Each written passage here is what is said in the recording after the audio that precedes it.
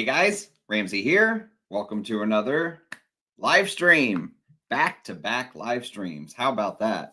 I really hope you guys got a chance to watch my interview with the lovely Liz Moores of Papillon yesterday. That was fantastic. And I really appreciate her taking an hour or so of her time to kind of just sit down and chat with us. She is way too kind. And, I really enjoyed wearing Hera yesterday as my scent of the day. Those interviews, I will say, if I'm proud of anything from this channel, those interviews are one of the things I'm most proud of. She's awesome. So I hope you guys got a chance to catch that. And then today we have a blind sniff set up by Noah Drucker. So Noah, thank you very much, man. He set up a five brand live sniff or blind sniff, I should say. I have no clue what these are.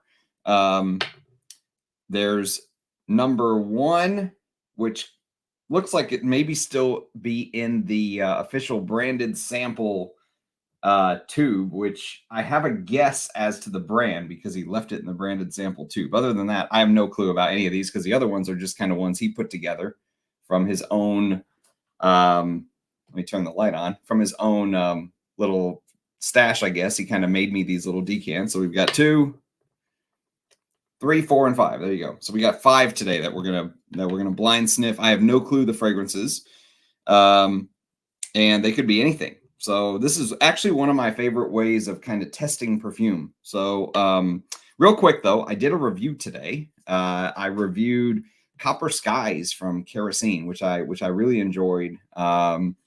It's kind of an interesting ambery sort of tobacco woody type thing.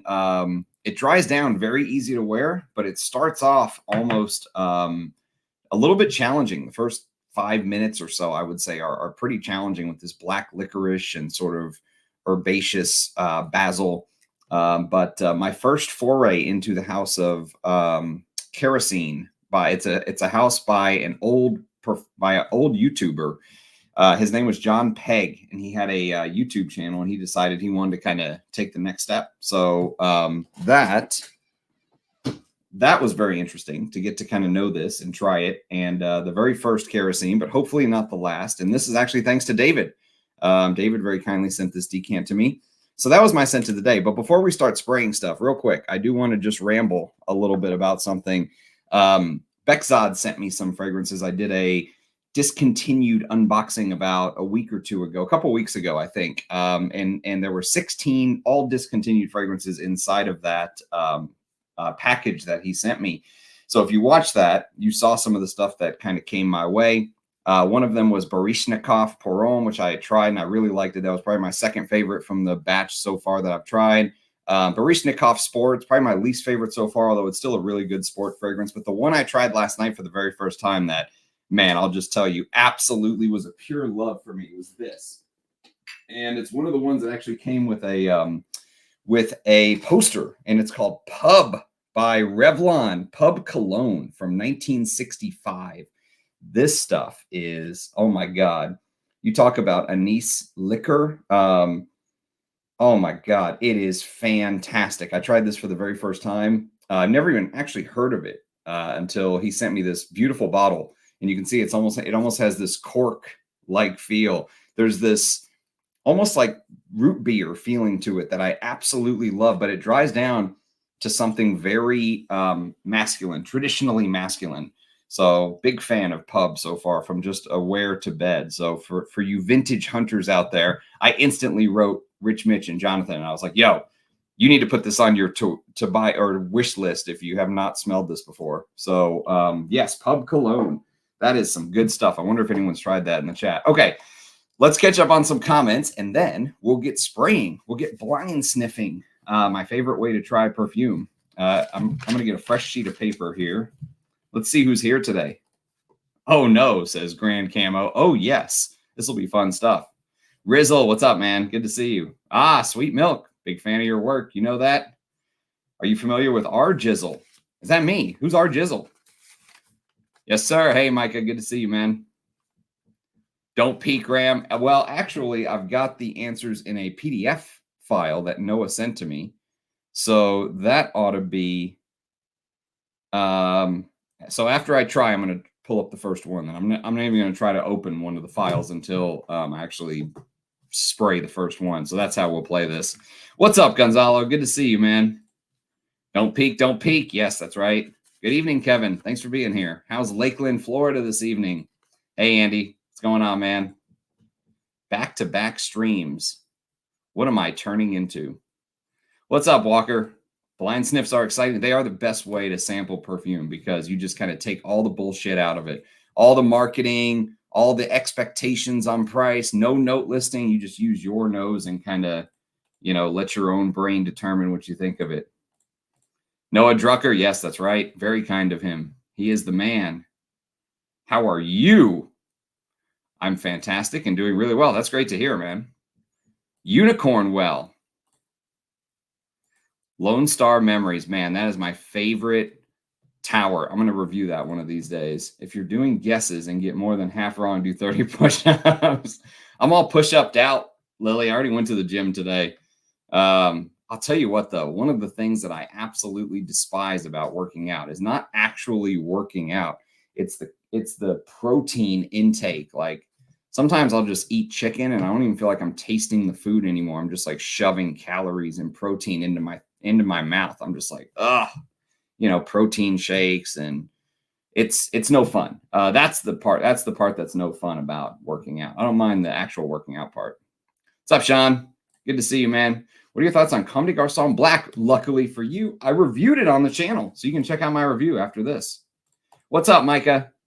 I actually really liked Black, but I don't know if I would go buy a bottle at this point in my collecting career, as you can see. So that's the only issue with Black. I liked it. I just don't know if I'd buy a bottle.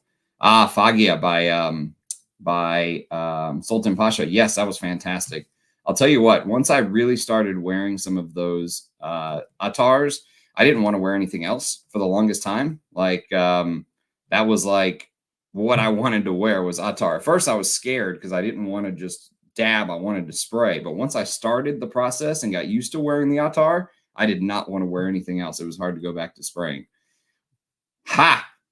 Late but here. Your seat up front is saved, Jared. Thank you for being here, man. Opinion on Reflection Man. I did a comparison video on the channel between Reflection Man and Reflection 45. So go watch that video after this, Yari. I love it. It's one of my favorite sort of masculine jasmine fragrances. Should be a good time. Yes, it should. El Khaldi Shipra. Outrageous. I've never even heard of that. Ram Man. Metal. Yellow. First. Red. I don't know if it's supposed to be like that or if that was supposed to be an emoji. You might catch a glimpse of all the fragrances. Maybe safer open the PDF after going through all of them. That's an interesting shout. I think what Noah did, though, is he didn't put them in one PDF. He put each answer in its own Word document. So I think I'm safe, but I think I'm safe. That was an Aaron Terrence Hughes impression. Oh, I got you now. I got you. And probably a very good one. What's up, Ajay? Your live streams are hard to keep up with now. 2 in a row, dude. I told you, I am a man of I am a man who is into sort of structure. If I do something one day, I can continue doing it if I just keep with the plan. I'm a very routine person. Chug a protein shake. It's still, my doctor was telling me that if I really want to work out and try to gain some muscle, that I should have 1 pound or 1 gram of protein for every pound I weigh, which is way more than I've been eating. So it's not easy. We have been getting a lot of rain here in Florida. I'm ready for October. I'm ready for October too because of the cold. Tired of the heat. Poseidon, 2 days in a row. You have Poseidon already. Mine should be coming this week. I can't wait to try it. Looks like the Poseidon bottles are landing. Exciting stuff. Ooh, Lion Lust. I'm jealous of that. I am jealous of that, Ajay. Very jealous. All right, let me just spray the first one, damn it. I'll tell you after I spray I have a guess on this brand because of the size of the decant. And the only reason this popped into my head is because someone sent me a sample set from this brand very, very recently, the whole sample set. And I was like, shit, these are 3 ml samples. And this looks like a 3 ml sample. So I'm curious if I am correct. But let us spray. All right, let's see.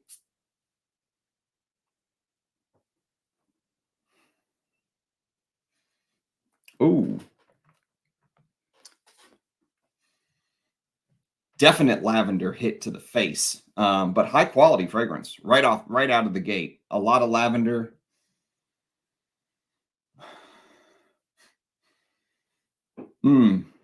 Definite florals as well, but I don't know what they are. Maybe, maybe jasmine, some sort of white florally thing in there, but definite like I would guess a fougere structure. I have a guess on this one. I have a guess, and um, the 3 ml sample is, I think, what really kind of gave me an idea of what brand this may come to, and it smells like really high quality stuff. Smells very classy. Like there's maybe a little heart of barbershop kind of hiding underneath, if that makes sense. Like inside, there's a little heart of this barbershop feel, but I'm getting this weird white floral thing too, like a jasmine-y thing.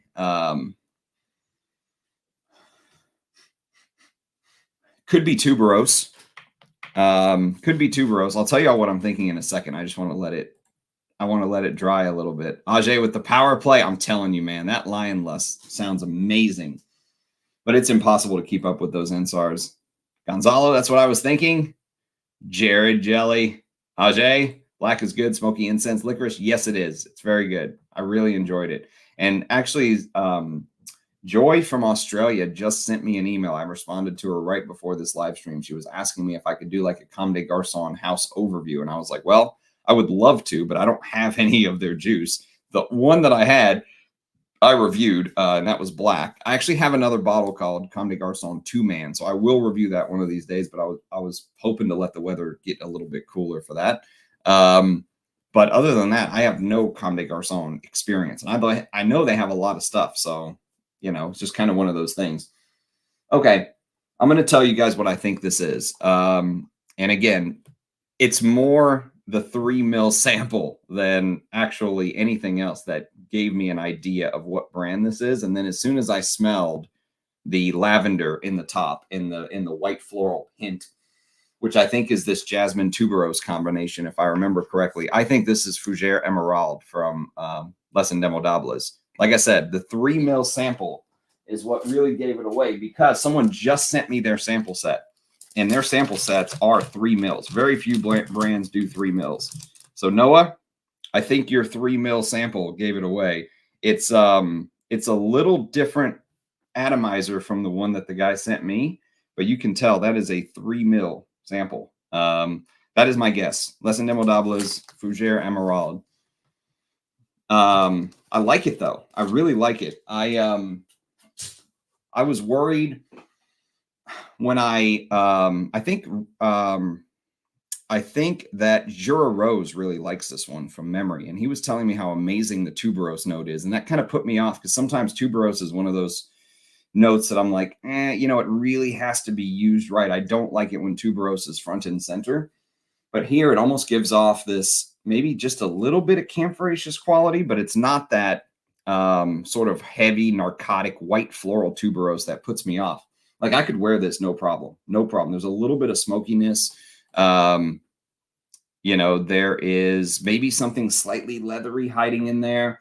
Very herbal. But I'm guessing this is Fougère Emerald. So let me see if I can open this Word document that he sent me via email.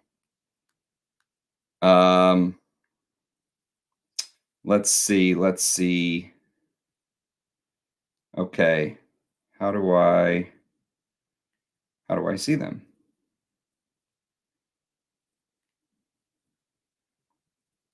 How do I see them, Noah? Where is the little thingamabobbers? I thought I saw them the other day.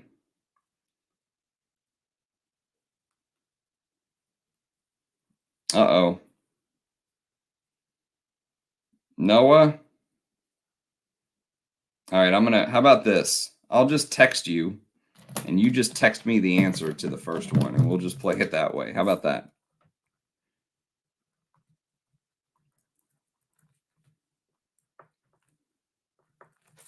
about that? Let's see.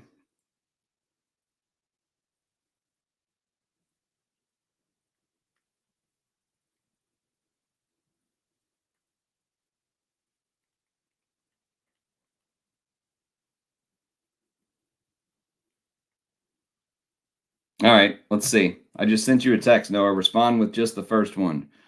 Catch up on the comments in the meantime. Want to try Comme des Garçons Play Black and compare the two. Play, I didn't realize there was a Play Black. So there's a black and a Play Black. Interesting. Hey, Rich, what's up, man? Good to see you, my friend. Hope you are feeling all right. Noah is very smart. Yes, he took the precautions. Ah, Patchouli Noisette. Wow, that is crazy. I was right on the brand, though, but this is not what I was expecting at all. In my head, I was like, this is a Fougere DNA.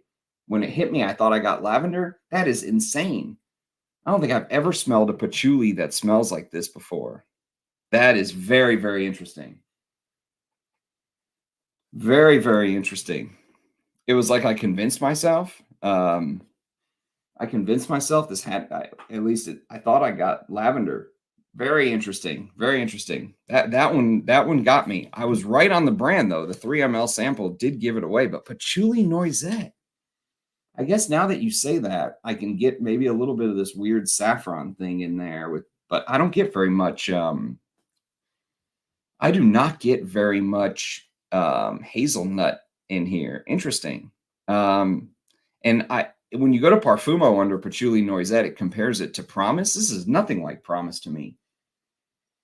Very interesting. Very interesting. What is in Patchouli Noisette? Let's see. Patchouli Noisette. Indonesian patchouli, Sri Lankan patchouli, and hazelnut. That's it. So I guess because the patchouli maybe comes off as softer, it's not that scratchy, old school patchouli at all.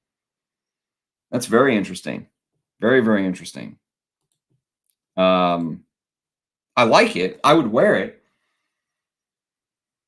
I would definitely wear it. Yes, that's a good start. A lot of times on these live streams, I was just nailing some. I mean, very rarely did I ever guess properly because there's a million and one fragrances, but sometimes I would be able to kind of pick out certain notes. This one totally got me. That one totally 100% got me. So well done. Well done on that one. And I think there is a Patchouli Noisette sample in there. So I'll be wearing it. Maybe even I'll wear it tomorrow and talk some more about it. That's good stuff, Noah. Good start, man. I like to be stumped. I don't think I've ever smelled a patchouli like that ever in my life. That's right. Shut up, Lily. October in Texas is like 80 freaking degrees. That is true, but at least it's not 100. I'll take 70 or 80 all day, every day. 50 sprays of Chorus, a protein shake, and pump out a few dozen reps. That's it. That's it. What do you think of vegans? What do I think of them? I mean, I'm a believer in freedom. So I think if they want to be vegan, let them. It's not for me. Like I need my protein.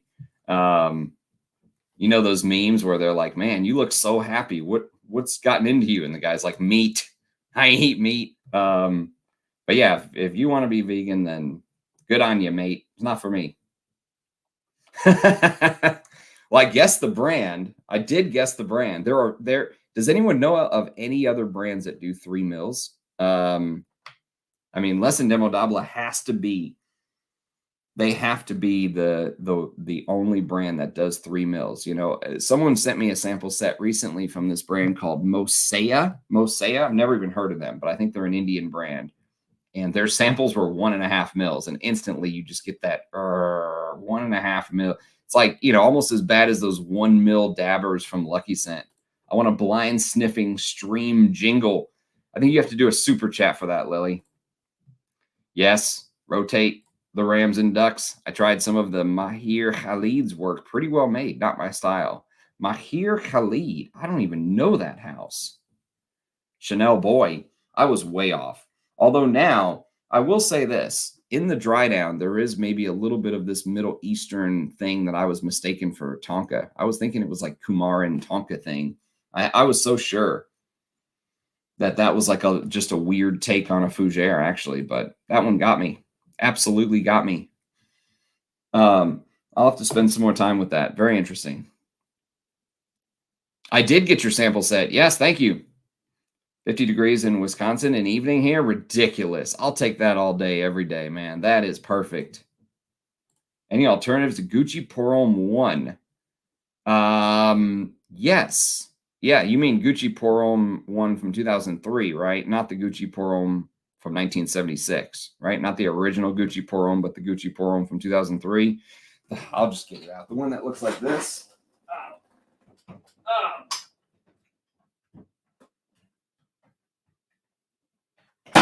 You bastard.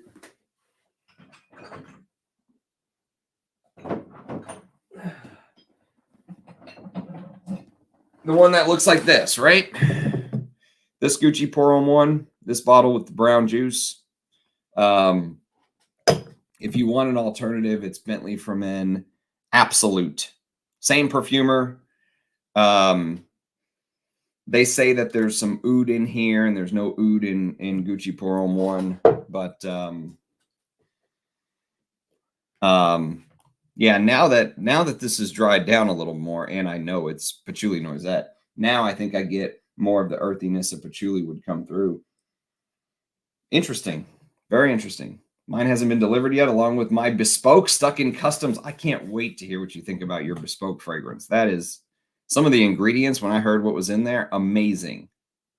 I don't know why I couldn't get that email, Noah. Thanks for texting me, man. I'll just text you when it's time to let me know. All right, let's do number 2. Now, this one could be anything because this is just an irregular old thingamabob that he created. So we went left wrist, number 1. Number 2, we'll go right wrist.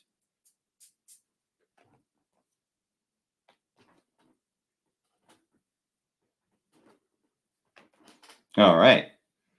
Oh, that is spicy. Maybe a little bit of oud. Spicy oud. Definitely some sort of oud or some oud accord with spices. And maybe some animalics in the background, maybe some civet or something like that.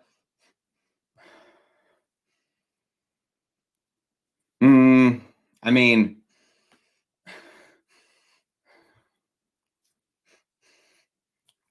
it almost has like a sweaty cumin Middle Eastern thing going on too.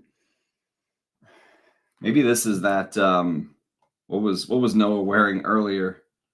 El Khalidi samples. Maybe it smells like something that would be called El Khalidi. How close has been? It's close. It's close, man. It's close. I hear mixed opinions. Nah, it's close.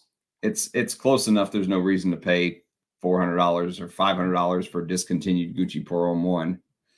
I feel like a creep watching with no volume. No volume.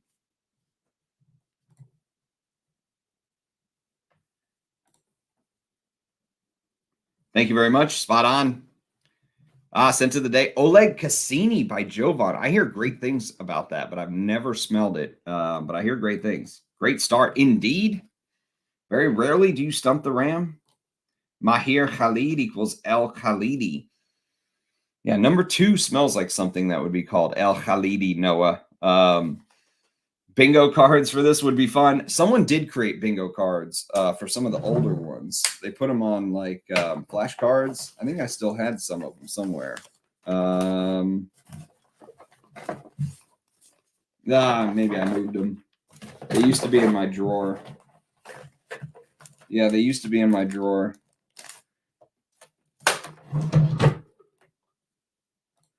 From memory, the Bentley was a bit more cypressy on the top and had more ISO-E in the body. I could see that. I could see that. It was probably a cheaper. They wanted him to probably make the composition as cheap as possible. Since Bentley probably wasn't spending as much on the formula as Gucci. I wouldn't think. I don't know that. I wouldn't think. What's up, Jonathan? We are all creeps, germs. Papyrus Oud 71. That's another one. Yeah, that one's going to be a little bit more expensive, though. That's the best news I've heard all week. Ram is nailing the profile of number 2. It just, the oud in here doesn't smell very high quality, though. It smells like something that you would expect from like Xerjoff, or what was that brand they used to have that they merged into Xerjoff? That was like their oud brand, Chemi. Smells like the oud in here smells like it would be like Chemi or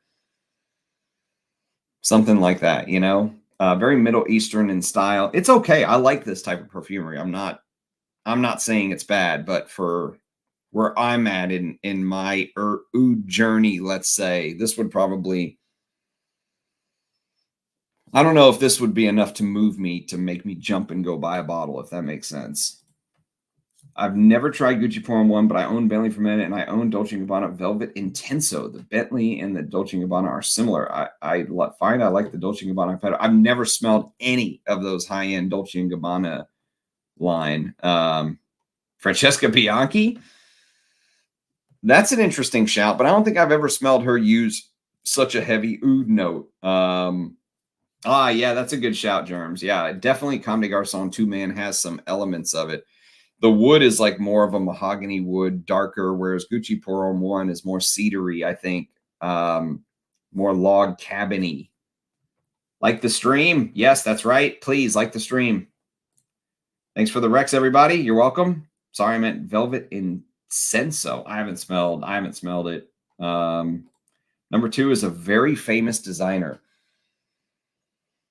Cartier. I would guess this is one of Cartier's ouds, probably. It's well done, but it's not like so well done that I would jump out and buy it. Yeah, I would guess this is one of Cartier's ouds. All right, either put it in the chat or text it to me, Noah. Discontinued designer. Interesting.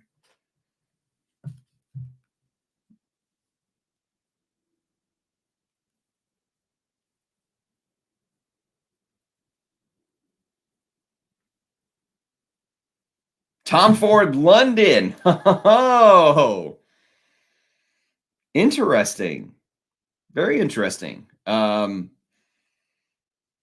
This is what people are going crazy about, huh? Because I think London does go for big money, doesn't it? If I'm not mistaken, I think it goes for pretty big money. Let's see if there's any bottles on eBay, just for curiosity's sake. Let's see what the old eBay has to say about Tom Ford London. Tom Ford London. Tom Ford London, 2013, discontinued. Cumin, Madagascar pepper, cardamom absolute, coffee, coriander seeds, saffron, Egyptian geranium, frankincense, jasmine absolute, cistus, birch, cedar, musk, oud, and balsam trees. Jan Vasnier is the perfumer. Hermes Oud Alizan was just meh, just a synthetic rose dominant frag. Well, you've been smelling the best of the best of the best ouds, Mohammed, though, so it's always going to be hard to take a step back. Finally, I have 4 Trussardi Uomo vintages. I'm happy to hear that, man. That I have no clue on. I only have the vintage formula, so I have no clue about the new formulas. If anyone knows, let Mr. Suro know. Let's see if Tom Ford London is on eBay. Tom Ford London. It is 50 mils, $429.50.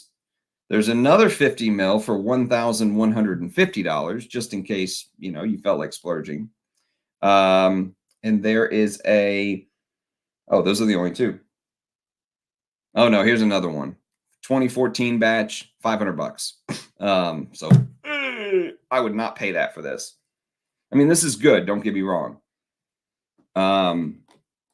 You scored Homme de Grey. Congrats, man. Congrats. I really like Homme de Grey, but it smells like it was made in like 1960, even though it was made in 1990 something.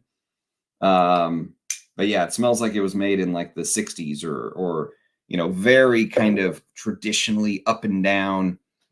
I like both of these actually, but Patchouli Noisette definitely has. I see what Rich Mitch means when he was saying there's something in here that reminds him of like Middle Eastern fragrances in Patchouli Noisette.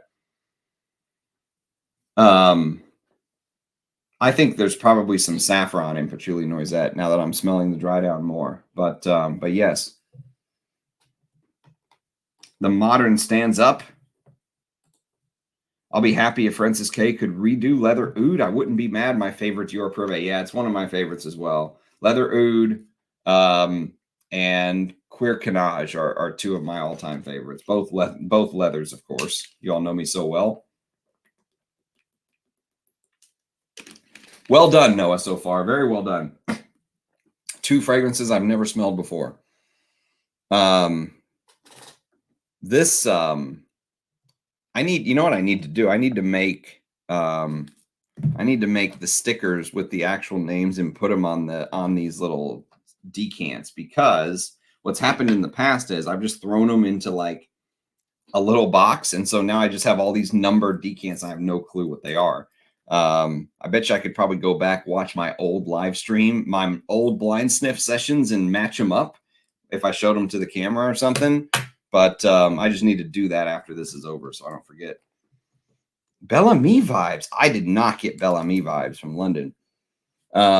It's way too Middle Eastern-y, like a lot of cumin oud thing going on. Personally, that's just my opinion. I don't know if you agree, Noah, but I mean, I like it. Don't get me wrong, I like it. And maybe if that Tom Ford DNA, like when I reviewed Bois Marocain a day or a couple days ago, I talked about I have thousands of hundreds of unlabeled decants. Yes, crazy. I need to make sure I label these, because that cannot go on. That is unforgivable. So yeah, when I reviewed Bois Marocain, I talked about how into the dry down there is this like Tom Ford kind of like labdanum-y, ambery thing that comes out. If it comes out in this as well, which it almost feels like it's starting to, that opening, that shock Middle Eastern opening of the cumin and spices and, you know, designer type oud. You know, I think it'll go more into the Tom Ford territory, but I sprayed London. My wife said I smelled like an old jock strap. Definitely sweaty cumin dominates. Yeah, that sweaty cumin dominates in the opening. You know, if you've smelled kind of the way that the cumin spice combination in Cartier's Pure Parfum of Declaration smells, the Parfum version, where the spices are amped up and all that stuff, you'll kind of get a little bit of an idea, but probably closer to 1K. That's funny. And as you can see, I'm no longer married. Join the club, brother. Join the club. Are you happy? That's the main thing. Are you happy? What do you think of Cartier Declaration Parfum? I don't know if you could have timed that better. You had to start typing that out, Regis, before I said it even. We are connected, my friend. Connected through scent. I think a new Les Indemodables is coming soon. Hopefully it's the oud. I think it is the oud. Yeah, it's the oud. It is the oud. I don't know, man. I'm very happy with getting to do videos on some of these other Les Indemodables now that I never got a chance to before, like Patchouli Noisette, Fougère Emeraude, Queer Azarel? Something like that. But there's a bunch of there is a bunch of Les Indemodables that I have yet to discuss on the channel, and I really think they're one of the best niche houses in the game right now. So that'll be fun, you know. Chypre Azarel, Fougère Emeraude, stuff like that I haven't got a chance to discuss. Patchouli Noisette. So that'll be fun. I also hear it's extremely limited. Ugh. Hello, my brothers. What's up? What's happening? What's up? Queer de Chine and Chypre Azarel. Yes, that's right. Chypre Azarel. Very excited to try those. Almost Sherwood level limited. Ugh. That's rough, man. That's really rough for a Les Indemodables. I mean, I would like to try it, but I don't know what it's going to be priced at. I assume it's not going to be cheap. Simply thanks for everything, Ram. You're the best. Thank you. Thank you, Nice. You're very, very kind, my friend. Thank you. Appreciate you very much. This is a good start. I've enjoyed both of these. I've enjoyed both of these so far. Let's try number 3. So we went let me make a note. So left wrist was Patchouli Noisette. Right wrist was London. We're going to go left elbow. Left elbow is number 3. Oh, absolutely. No doubt about it. Oud Taiwan is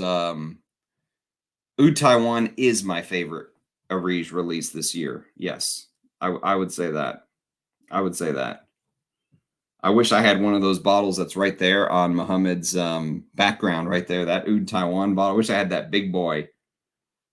If anyone has one and hates it, let me know. But I'm happy with my little Discovery atomizer he sent me. But I'm almost like halfway through that little 10 mil thing. I've been wearing it. All right, number 3 is going on the inside of my left elbow. Come on, baby, spray. Spray, spray. This one did not want to spray. Maybe because it's really heavy. That looks really oily. What have you done to me, Noah? That is really oily. What is this?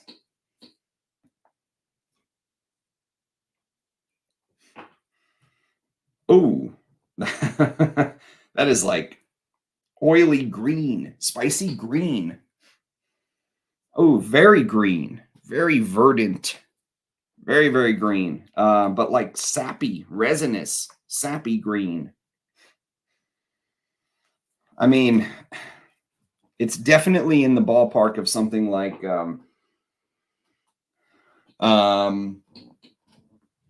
something like these two.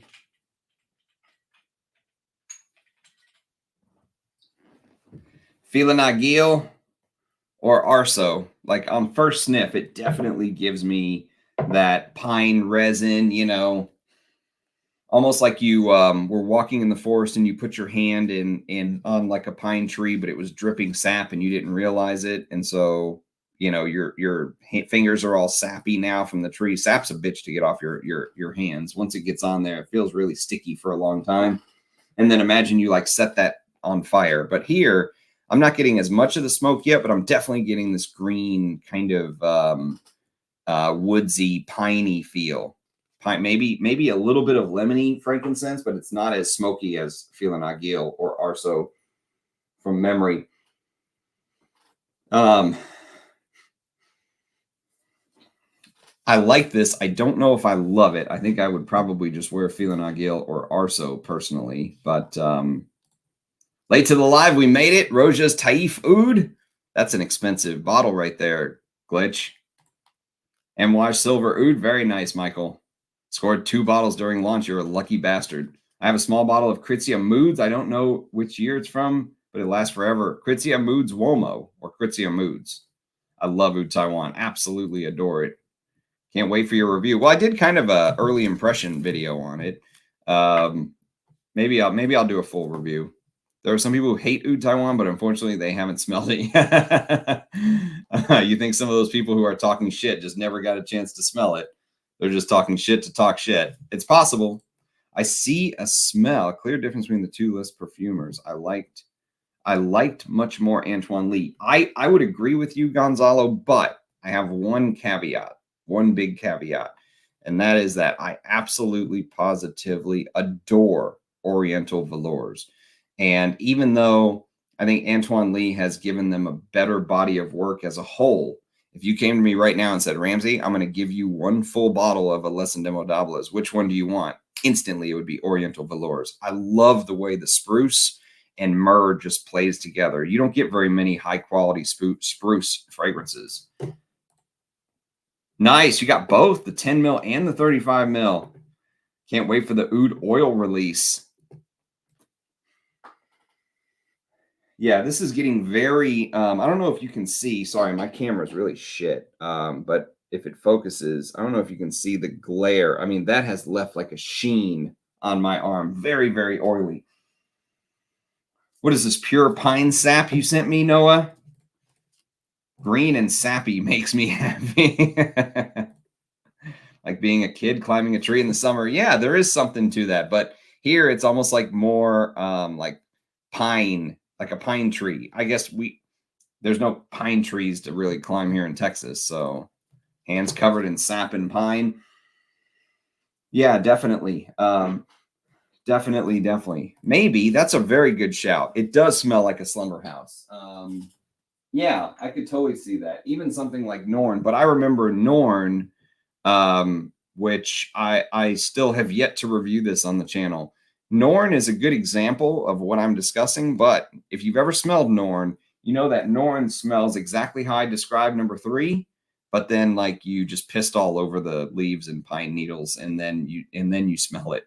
The opening has this very pissy, very bitter, pissy thing that is not here. This is much more sort of sap, very resinous, very, very resinous.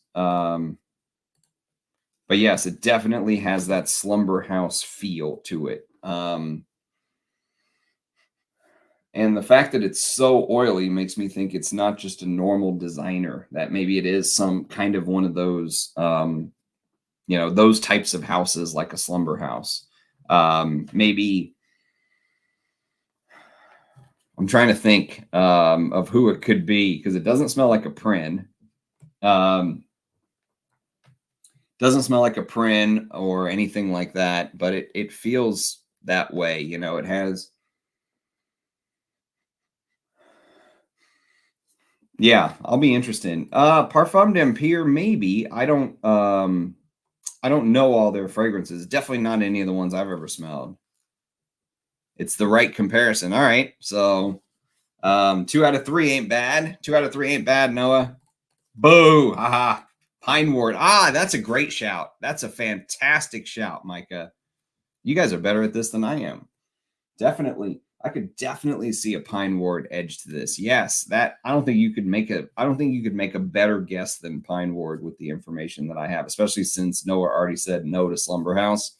Pine Ward is, yeah, I think you guys are on. I think you guys are on it.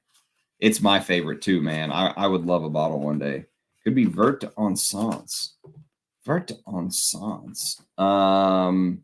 No, I reviewed Vert d'Encens on the channel. It doesn't have that. I don't think it's Vert d'Encens. Doesn't smell like Vert d'Encens to me. I mean, Vert d'Encens is in that area that we're discussing, but it's got other things like heliotrope that feel like they're missing from here. This isn't really evolving much either. It's just like pine sap. It's like pine sap resin, maybe with a little bit of like citrusy lemony thing in there, but that lemoniness could be like fresh unlit frankincense.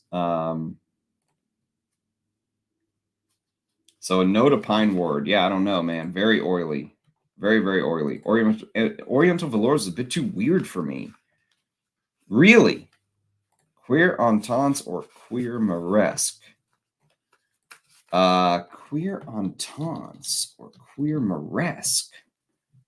You mean which one would I prefer? Queer Moresque, hands down, 100 times out of 100. I like Queer Entente, but Queer Moresque is a masterpiece. Queer Moresque is, I think, one of the greatest leathers ever created from my personal experience. Like, I always thought fragrances like Great Britain by Roja Dove copied Queer Canage. That Queer Canage was like original and all of this stuff. And there is a little bit of originality in here.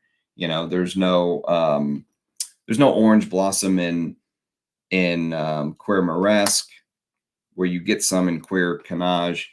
But Queer Moresque is like almost the blueprint for so many leathers. Like once you smell Queer Moresque, I think you'll pick it up in other things like Queer Canage, like Roja's Great Britain. So yeah, for me, it would be Queer Moresque all day. Albi de Sol Santa. Wow, that's a very interesting guess. I've never smelled that. I don't know. I'm gonna surrender. I'm gonna surrender here. He sent it. Nocturne Parfums Tafir, 35% extrait. This is a one-man independent house out of Greece. Very small operation. Everything he has released is exceptional, and very fairly priced. Wow. Nocturne. Wait, which one? Tafir? Tafir. Okay, let's see. Let me look it up real quick. Tafir. Nocturne. Cardamom, red mandarin orange, saffron, balsam fir, absolute. Yes. Omani frankincense. Yeah, I can see the lemony side of it. I'm not getting any of the like he says, dried fruits. Tolu balsam. Maybe as it dries down. Tobacco absolute. I'm not getting any of that yet. It's just dominated by that balsam fir. Ambroxan, labdanum. I could see labdanum. Tonka bean, musk, Indian sandalwood. Yeah. I'll be interested to see how that dries, but the balsam fir is definitely oh, and the comparison actually is Norn. So on Parfumo, the comparison is Norn, Feeling Agio, Arso. So we were all around it. I've just never even heard of this house. So well done, Noah. Very well done. Very well done. I must say, not Trang from Ensar. I'm fortunate to have a few mils of this and wasn't love at first sniff, but now I love it so much that I'm considering buying a bottle. Really interesting. Well, send me those few mils and then go buy yourself a bottle, Ajay. Very simple. See? Problem solver here. Sounds right up my alley. If you like green, sappy fragrances, yeah, try this. I must admit, I'm not getting very much of the dried fruits they're talking about. I could see the frankincense, or they say Omani frankincense, being like the lemony unlit kind. And maybe later on, more of the Tolu balsam and labdanum will come out. Maybe the red mandarin orange is just kind of mixing with that top note.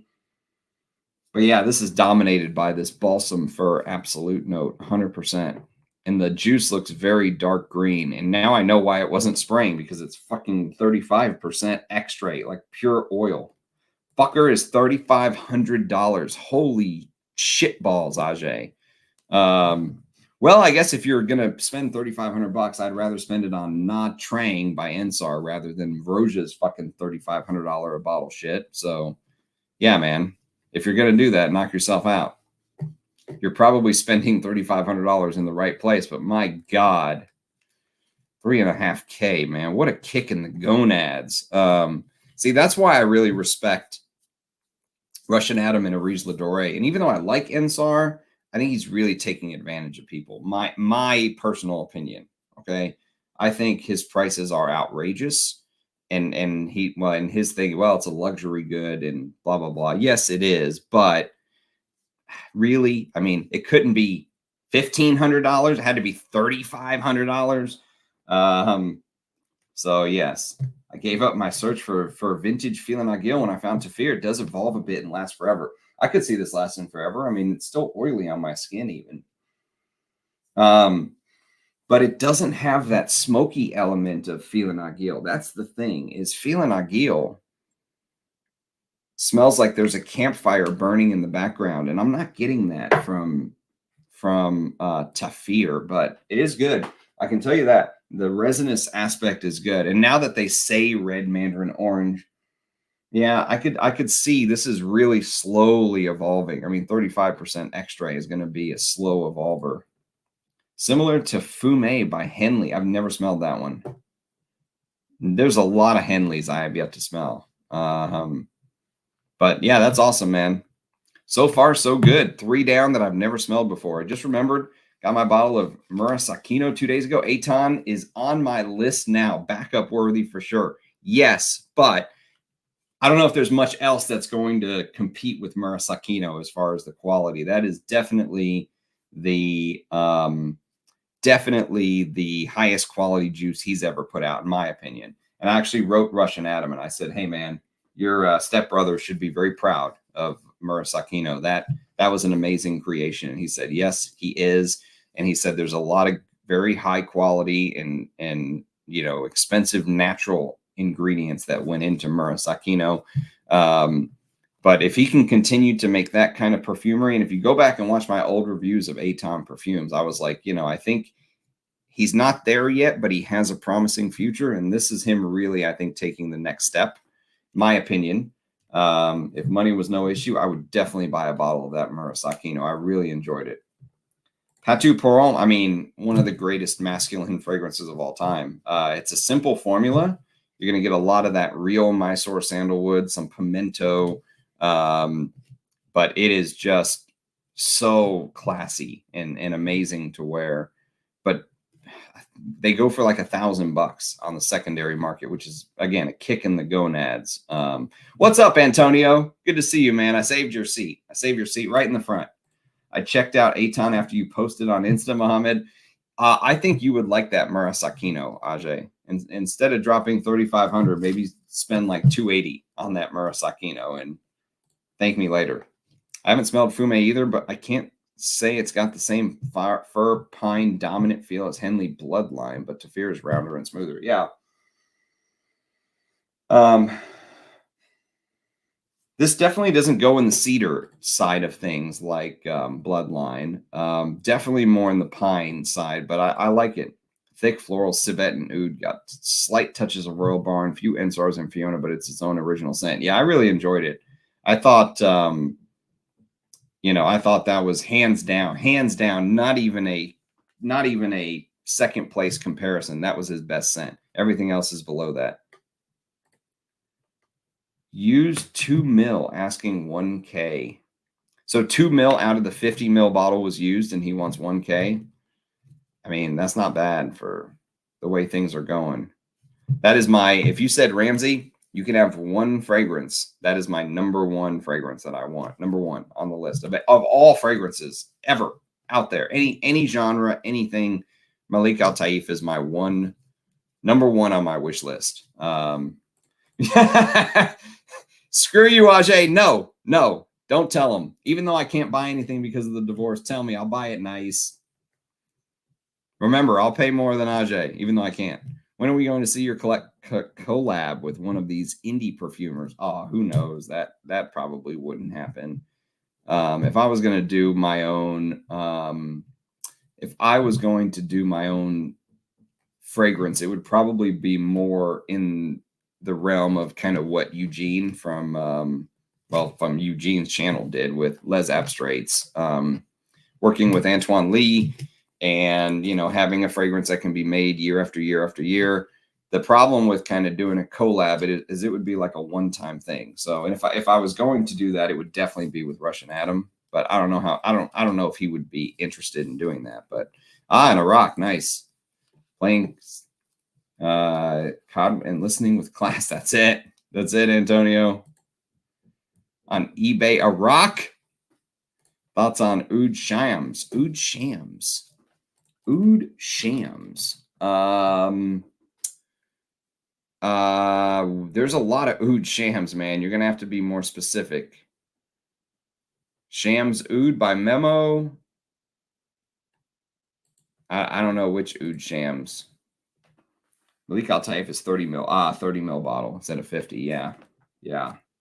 Man, I really want a bottle though. That is like, so good. Maybe the best rose oud I've ever tried to my nose. But I love Taif rose, so.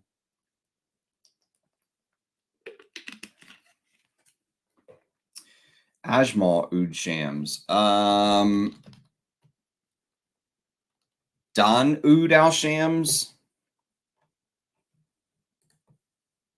I've never smelled it. I've never smelled that one. Sorry. If anyone else knows, drop it in the comments. Enders put out some beautiful rose. Enders? Oh, Ensar. Sorry. Ensar.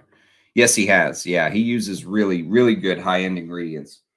All right, we're almost at the hour mark. Let's do number 4. I'm sure Adam would be interested. Yeah, that would be cool. I mean, I wouldn't lie. That would be cool to do a collab with Adam. That would be cool. I would have to make it like the most animalic fragrance of all time, though. It is so beautiful. That lemony rose. Fuck, man. It's so good. All right, number 4. Number 4, let's see. Inside of the right elbow. This one's also not really spraying. Ooh, that smells surprisingly familiar.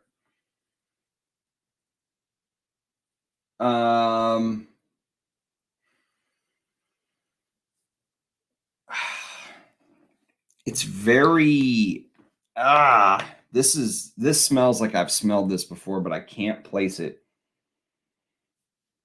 It's gosh, it's very How would I describe it? It's very like sort of lemony but musky. It's like a animalic musky but citrusy kind of thing. Almost like a weird, almost like a strange take on Jiki, but maybe like a niche take on Jiki. Maybe the musk is amped up. I would not be surprised if there was lavender in here. Some sort of floral heart, maybe some orris root or something like that. But it's that kind of. I've smelled this. I've smelled something with this DNA before. I just cannot place it. But it definitely it wears very similar to how if you've ever worn Jiki, you know it has that combination of sort of freshness, but also a little bit of that civet peeking from underneath. But it's got the lavender and the musky base. Man, this smells familiar. I just cannot place it. What are your favorite from Nocturne? What do you think of the house? I actually personally like the house of Nocturne. I know a lot of people don't. Because they do use some amber woody materials and stuff like that, but I think they use them pretty well. Like Sultan Vetiver is, I mean, a vetiver with like 4 or 5 different types of vetiver in there. I reviewed Fan Your Flames, which is probably one of my favorite kind of tobacco, coconutty, reminds me of like a beach in summer. I reviewed that on the channel. I've reviewed a couple Nocturnes. You can go to my Nocturne playlist and kind of watch them all. There are some more Nocturne reviews to come. Like, for example, I have not reviewed Ani, which I actually hate, to be fair. So I have not reviewed Ani. So this will be probably a bash review. And I have not reviewed this little bad boy, which is called Spice Bazaar. It's in a little shield, like a little cover. And Spice Bazaar is one of the discontinued Nocturnes. Very, very interesting. If you can imagine, like literally being in like a Spice Bazaar in Turkey. I mean, Nocturne is a Turkish house, so imagine being in a Spice Bazaar in Turkey, and you get all these different colorful, flavorful spices. I mean, that's literally what it smells like. And they kept the fragrance pretty thin, so nothing overshadows it. There's no like heavy labdanum or something to overshadow some of these spices. So, but yeah, number 4, Noah, number 4 smells very, very similar to something I've smelled, but I cannot place where. There's definitely some, yeah, I mean, I'm going to go with something like Jiki, some sort of musky, sort of, citrusy, slightly animalic from the civet, maybe some florals. I know definitely some florals in there. Probably like rose, jasmine, maybe a little bit of patchouli, maybe some vetiver, maybe some orris or iris. There's definitely powdery touches in here, but it's like a musky powdery thing. It's okay. You know what it's reminding me of now that I'm trying to think. There was a fragrance from Atat Libre d'Orange. It was an Antoine Lee that I reviewed called Vierges et Toreros, which basically translated to virgins and bullfighters, which is a hell of a fucking name for a fragrance. It is discontinued, but it had a little bit of this powdery, musky thing that I am associating with this fragrance, I think. And there was another one that I reviewed from, oh man, what's that? I'm trying to think. There is a incense fragrance that Rich Mitch absolutely loves, and there's just too many fragrances to remember. But it's from the house of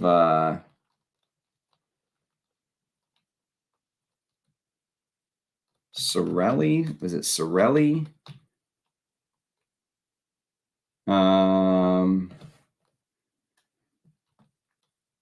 It was the guy who used to make stuff for like the church. God, Gosh, if I could, you know what? Let me see if I can go through my old videos. Ah, that may be too much. That may be way too much to try to find it. That may not actually be helpful.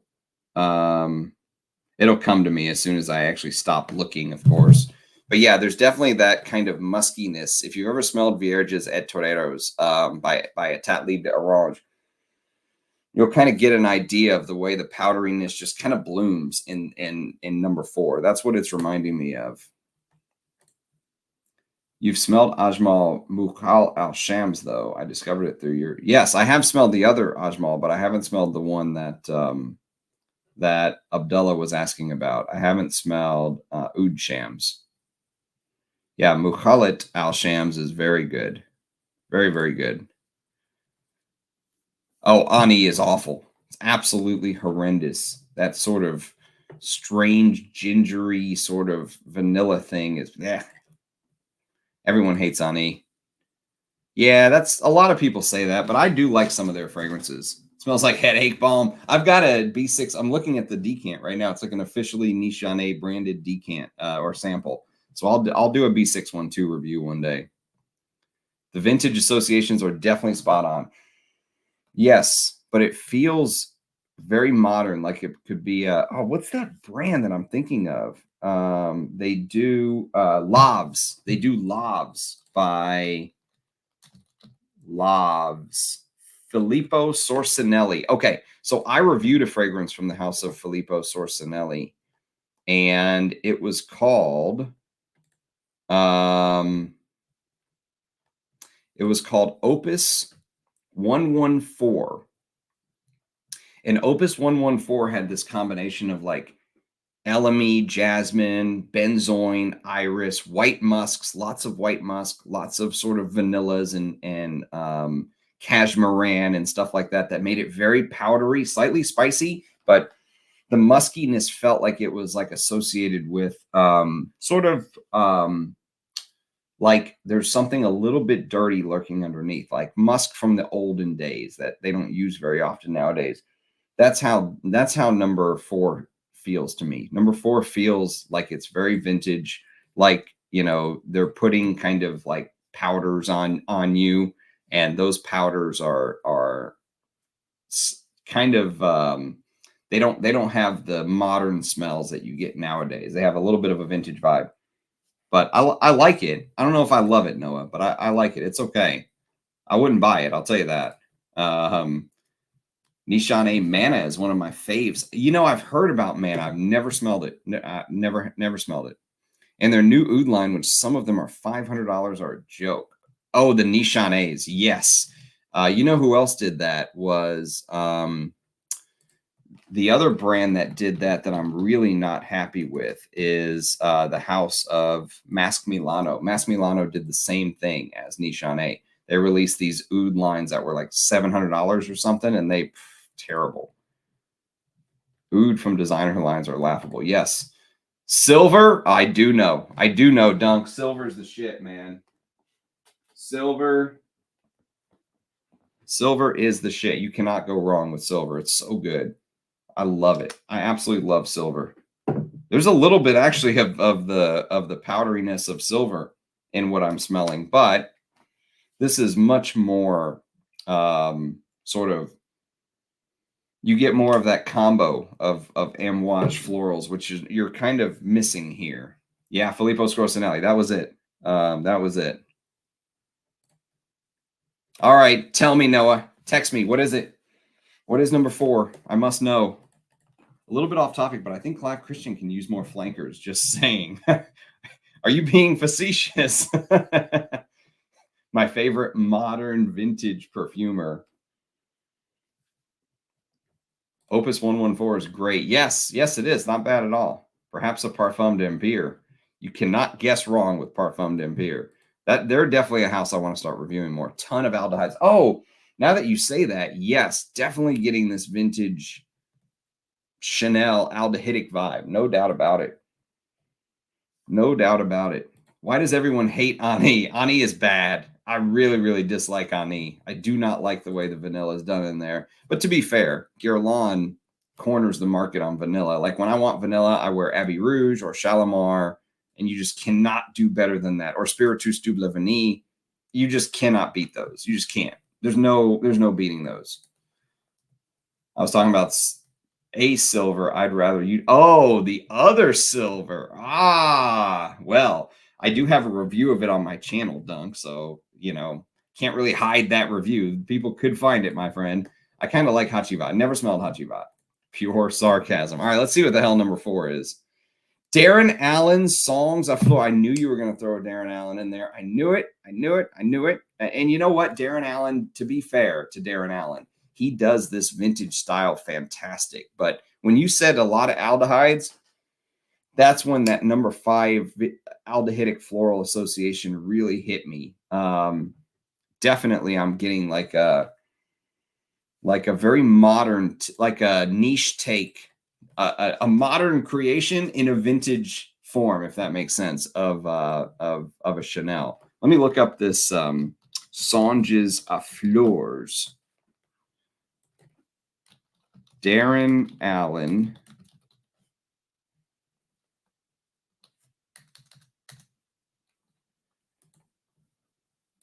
Let's see. Songes à Fleurs. It's not even in Parfumo database, man. It's not even in the database. Let's see if it's in Fragrantica. Darren Allen Songes. Nope. I don't think it's in. I don't think it's in Fragrantica either. Nope. Nope, nope, nope. Not there. If you have a note listing, send me the note listing. But yeah, that is very interesting. I like it. I don't love it. There's another one that actually I could compare it to that was created by the same perfumer who did Chanel number 5. And this one's called Soir de Paris, which I thought was in Parfumo. Bourgeois.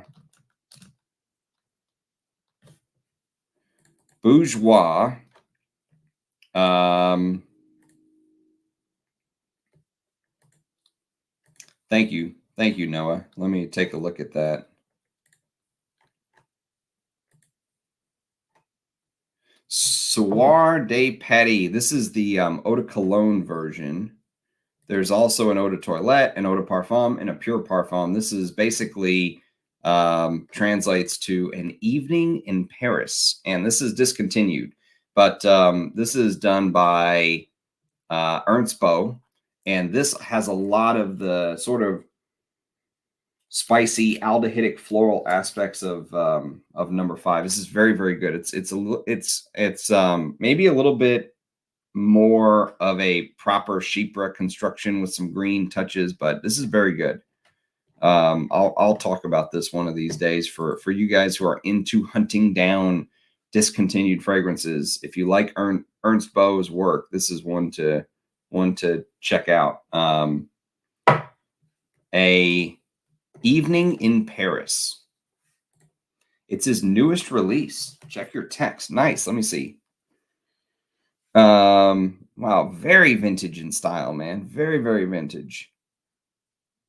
Step back in time to an era where beauty reigned supreme and where quality was more than a mere facade. This elegant aldehydic floral chypre opens with sparkling vintage aldehydes that unapologetically tickle and tantalize the senses. As the glitter settles, bright citruses evolve, giving way to notes of rose, jasmine, lily of the valley, carnation, Jeanette, orange blossom, heliotrope, and gardenia. Herbal nuances of tarragon, wormwood, and geranium bourbon add complexity and balanced bitterness, while a vintage amber accord steps in to provide a smooth warmth and sweetness. East Indian sandalwood, mousse de saxe, and vetiver combine with ambrette seed, oak moss, and a vintage deer musk accord to provide a truly classical and long-lasting sillage. This fragrance heralds in the spring and celebrates an array of florals dappled with sunshine, while they provide depth and complexity in an old world style that one rarely finds in modern times. there you have it. Thank you for that, Noah. Beautiful. I love all things Darren. He does neo vintage very well. Really, really, he's the king of neo vintage. I like that word. Well said, my friend. Well said, Boogie. He is the king of this style. And this, I mean, this smells like a vintage through and through. It smells like a vintage Chanel. It smells like vintage Evening in Paris. It definitely has that feel to it. No doubt about it. I mentioned Jicky. I mean, it definitely feels like it's a 100-year-old fragrance. Big aldehydic floral. Big. Good stuff, though, man.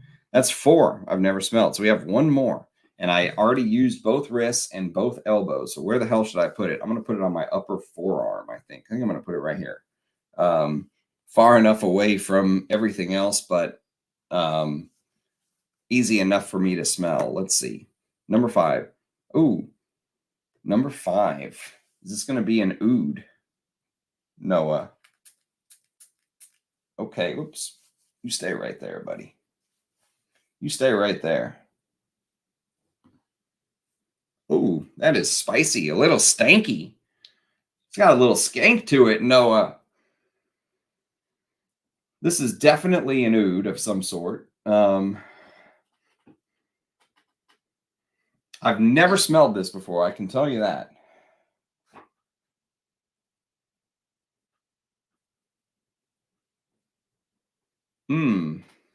Interesting.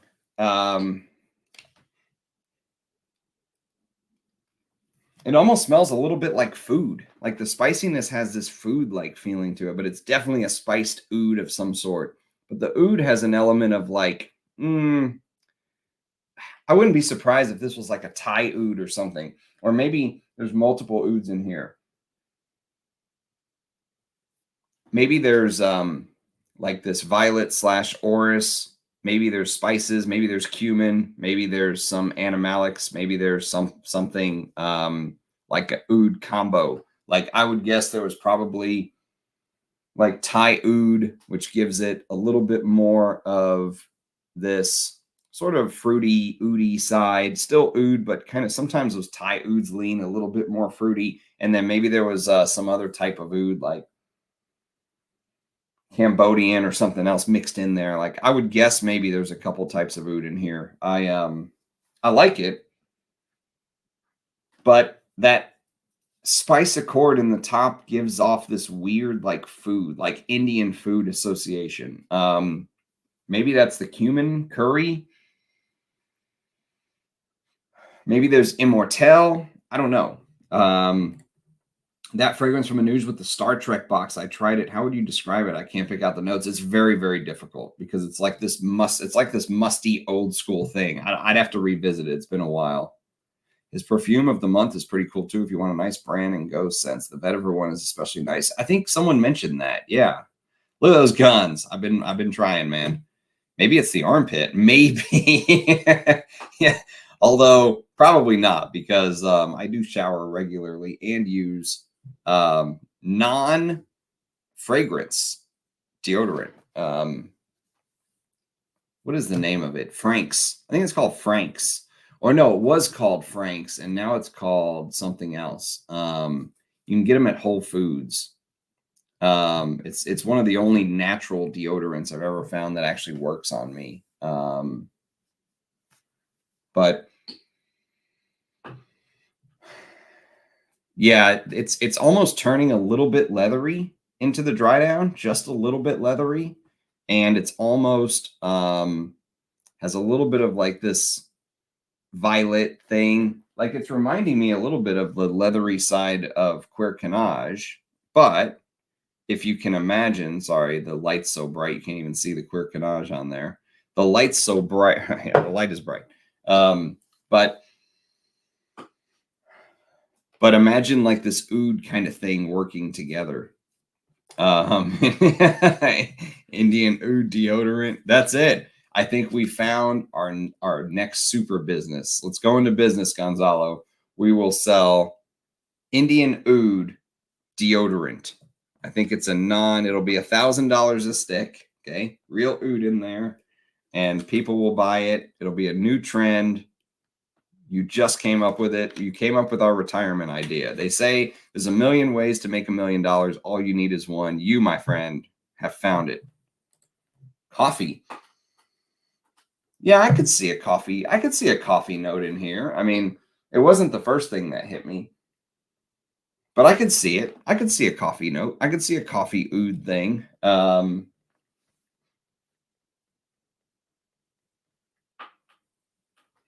I like it. I don't love it. That's it. Yeah. Is it Pretty Frank? Did they change the name though? Pretty Frank.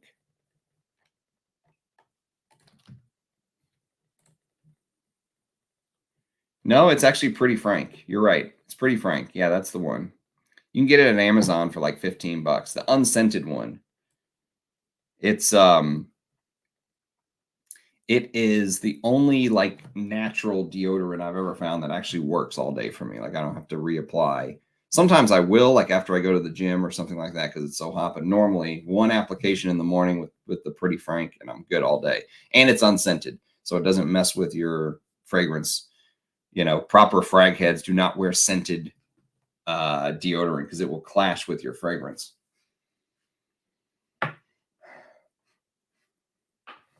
I like it.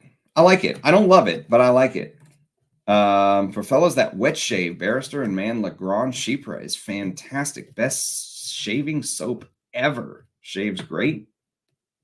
The most useless deodorant. All right, this is the question of the chat, guys. Put the most useless deodorant you've ever worn in there.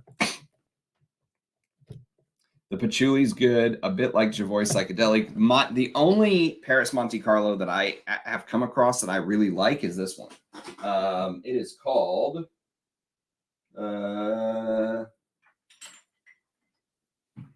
it's called Rose de Taif, but you have to get the extrait. All right, because if you get the eau de parfum, it's not the same. You have to get the extrait, and it's very lemony. It's a very lemony rose. It's beautiful. It's one of my favorite rose fragrances. The problem is I bought this before I smelled Malik Al Taif. And, you know, if I could like trade this and $500 for a bottle of Malik Al Taif, I would do it right now. So that's the issue. Barrister and Man is legit. He's a true fan of fragrances. That's interesting. I am not a wet shaver. But that's cool. That's a great little tip you got. Yeah, now that you say coffee, I can see it, Noah. I can see the coffee. Coffee and oud is what I'm assuming. I've been looking for that Paris Monte Carlo at discounted prices. Not easy to find discounted. I've been looking for a darker rose scent for my upcoming wedding.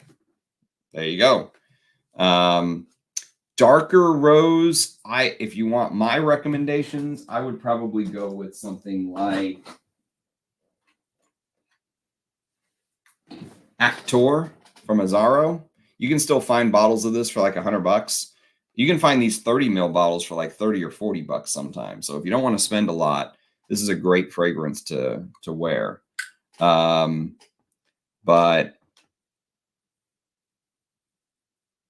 yeah, I mean, it's a very spicy rose fragrance targeted towards men for the late 80s. You could also try Aramis 900. That's a dark rose chypre kind of marketed towards men. If you don't mind wearing a women's fragrance, you could try Aromatics Elixir, probably one of the greatest rose, designers ever created. Or this is a great shout too, La de l'Exquise from Les Abstraits. Big rose patchouli. Dries down a little bit like Antaeus. Very well done though. Just an extra 100. Just an extra 100 done. What's an extra 100? Come on, man. What's an extra 100 between friends? All right, Noah. What is it? What are we up against on number 5? Clandestine Laboratories Chiron. Very interesting. I should have known. I should have known.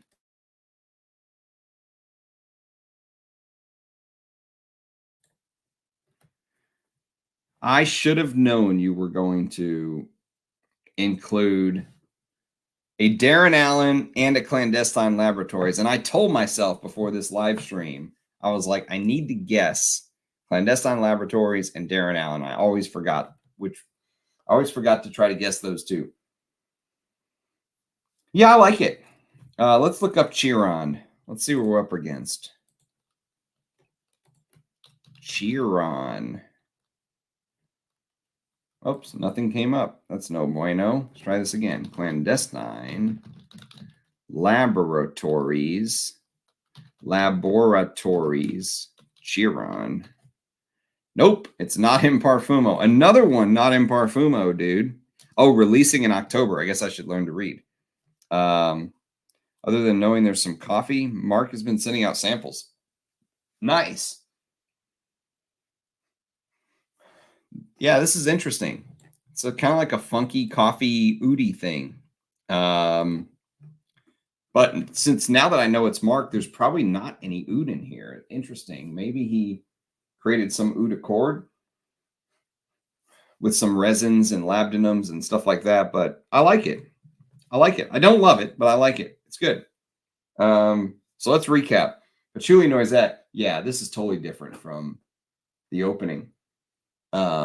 Definitely now I'm getting the patchouli / Middle Eastern vibe everyone talks about on Patchouli Noisette. But I'm not getting hazelnut.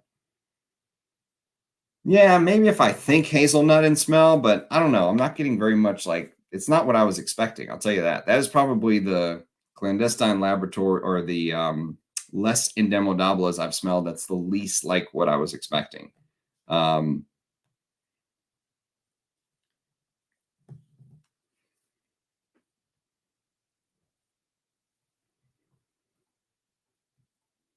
Let me respond really quick.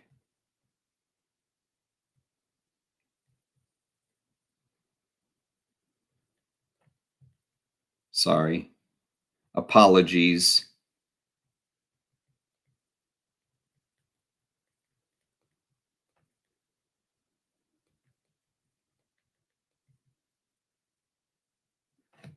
All right.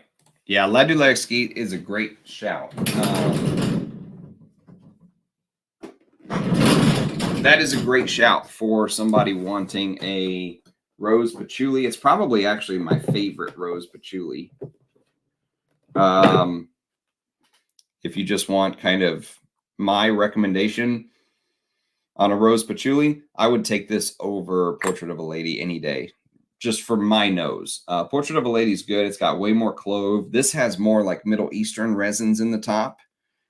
And then it goes to this rose patchouli that is just to die for. And then it dries down to this animalic castoreum, which maybe outside of like some of the castoreum like Russian Adam uses, where he's using real castoreum. This is one of the best castoreum notes I've smelled since Antaeus. You know, I mean, it's like, it's on that level. The castoreum here is outrageously good. And you've got to wait. It doesn't really turn into that Antaeus thing until like 5-6 hours in. So it's the late dry down, but man, it goes through multiple stages. It's amazing. I'm a big fan of Laboratories. What's going on, Mr. Ali? I'm nothing if not predictable. No information on it, not even on his website. Interesting. I like it though. It definitely has that Middle Eastern thing going on with the coffee, whether you want to call it oud or just this Middle Eastern accord, but I like it. I like it. I don't know if I would go spend my money on it, but I like it. Any thoughts on the new Dior Esprit Depart? I mean, I'm not being sent bottles of that stuff like Persolays or anything, so I don't know. I mean, if somebody sends me some samples, I'll discuss them, but I have been out of the loop on new designer stuff like that. Normally, I get around to those much later.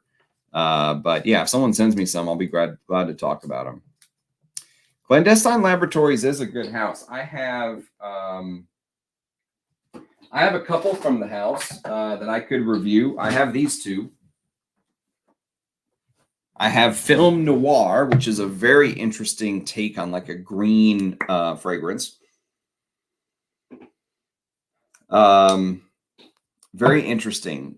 A lot of his work is very unique. And if you I actually interviewed I interviewed Mark Sage on the channel. So there's like a Mark Sage of Clandestine Laboratories interview if you want to get to know the person behind Clandestine Laboratories. But Film Noir is civet, sandalwood, French lavender, honey, iris, Nepalese pepper. He loves using green pepper and Nepalese pepper and these peppers that are like off the beaten path. Neroli, oak moss, oud, patchouli, pimento rose, tonka bean, vanilla absolute, and vetiver. And so Film Noir is a good one. And then, but probably my favorite that I have a full bottle of is this one right here. And this is Silver. Silver is one of the most unique ambers I think I've ever come across. I'll review it one of these days, but if you're into kind of unique ambery fragrances, I would definitely urge you to get your nose on Silver. Silver is very, very good. And so this is the third Silver we've discussed in the chat. Duncan was talking about a vintage Silver from Eigner. And I mentioned Silver by Amouage, thinking that's what he was talking about. Now we're talking about Silver by Clandestine Laboratories. And so this is a very, very interesting amber. There's all kind of things in here. Pine moss, pine resin, green pepper. Again, he loves green pepper. There's some mint. There's blue lotus, which is a note you don't see too often in perfumery that's not in this kind of artisanal niche space. Lavender, myrrh, and patchouli, sandalwood, thyme, and of course amber, and this cinnamosma fragrance. And so sometimes Mark will use stuff I can't pronounce, but it's a very, very interesting amber compared to DS and Durga's like 40 million year old amber or whatever they call it. They charge like 3 or 4 times as much as what he charges for Silver, if I remember correctly, for that fragrance. So yes, if you're in the market for a unique amber, I would urge you to try Silver. So I'll review these one of these days, but these are the two from the brand that I have. Rachel sent me this as a gift, and Mark Sage actually sent me this as a gift. So yes, you'll be hearing more about the brand for sure. For sure. I want to try some Clandestine stuff, but haven't gotten around to them. I know the feeling. There's so much out there. There's so much out there. I do think there's oud. It smells like there's oud. It definitely smells like there's some oud in here. But it also has that sort of leathery, sort of dry down. You know how some ouds are leathery, but there's almost, I think it's a combo of like this fruity side of oud and the leathery side of oud with this coffee note that you mentioned, and probably some sort of like violet oracey, violety thing, giving it this purpley hue underneath. But I like it. It's good. More co-durian. It gets it. More confusing. Boogie, do it. Any recommendations on ones to throw into a discovery set? That's a great question. Best Creed vaulted fragrances. Royal English Leather for me, hands down. My favorite's Royal English Leather. Although I don't know if Venezia is vaulted now. I think it is. So it would be Royal English Leather and Venezia would be kind of the two for me. Those are my favorite Creeds from the past. L'air du L'air Exquise is fantastic. I keep thinking about Silver, Pool Boy, and Ashes. I think I reviewed Ashes on the channel, man. If you just Google Clandestine Laboratories Ashes, I think I reviewed it. And I have Pool Boy up here somewhere in this mess. So I could review Pool Boy one of these days for you guys. Silver, Master Orpheus, Enigma, Film Noir, and Astoria. There you go. Great Rex. I need to get around. Yes, you do. I think you would really like it. Oh, and Pool Boy. That's right. Film is also my fave from the brand. Silver is also great. Yeah, these two are fantastic that I mentioned. Doesn't Pool Boy smell like Hawaiian Tropics? A really nice one from Zrina is Alia. I've never smelled that. I love amber, so I will certainly check that out. Silver. Yes, you will love Silver. I think you will anyways, if you're a fan. Rest in peace, Aaliyah. No clue what you're talking about there, Dunk. Oud could smell like anything. That's the thing, it could, but these are like traditional oud smells. Yeah, Green Valley is a good shout. That's a good shout. The problem with Green Valley is that Green Valley is the most traditionally creed of the ones that I mentioned. So that means it's going to have the most citruses and have the most chance of turning since it's an old bottle. Older bottles of Venezia and older bottles of Royal English Leather very well may hold up a little bit better, but I have a sample of Green Valley somewhere, so I will review it one of these days. I'll get around to it. But yeah, this has been awesome, man. I really appreciate you putting this together, Noah. Very, very much appreciate you putting this together. I love testing out new perfume like this. There's no better way. No better way. Patchouli Noisette. And then we had London by Tom Ford, which surprisingly has stayed pretty animalic into the dry down. Very surprisingly. I can totally see why they discontinued London, by the way. Now that I'm really smelling the dry down, it's not just the opening. It's not just the opening. There's some funk to London. Shocking. Shocking this was a Tom Ford. I guess this was in the Cartier Oud collection even. So my pick of the night, that's a tough one. My pick of the night that's a really tough one. Like if I picked my favorite, that's a really tough one. I didn't love anything, to be honest with you. There was nothing that was a pure love for me. If you gave me one bottle of any of these, I would probably take London because I do like collecting discontinued fragrances, and I know London is pretty expensive. And you know, it does have a little bit of that funk that I like. It would probably be either Patchouli Noisette or London. Honestly, those were the two that if you said I could have a full bottle, I would take. And here's why. The reason why is that if you look at Nocturne's Tafir, which was number 3, and it's still staying in that Tafir is still staying in that very, very sappy green pine sap area. So for me, I would just wear one of these 3 that we mentioned between Fila Nagil, Arso, or Norn, you know? So I have this type of fragrance, number 3 covered. Number 4 was the Darren Allen, which is the big aldehydic floral. I have Arpège. I have Soir de Paris, An Evening in Paris. So my aldehydic florals are kind of covered there as well. And Clandestine Laboratories Chiron, I like it. I just don't know if I would buy it, if that makes sense. I don't know the notes yet, but it definitely smells like there's some type of oud with the coffee. I mean, for me, if you said, Ramsey, what oud coffee fragrance do you want? I would take, I'm still hunting a Riege Ladores, Kopi, what was it? Oud Luwak. Oud Luwak, I think it was called.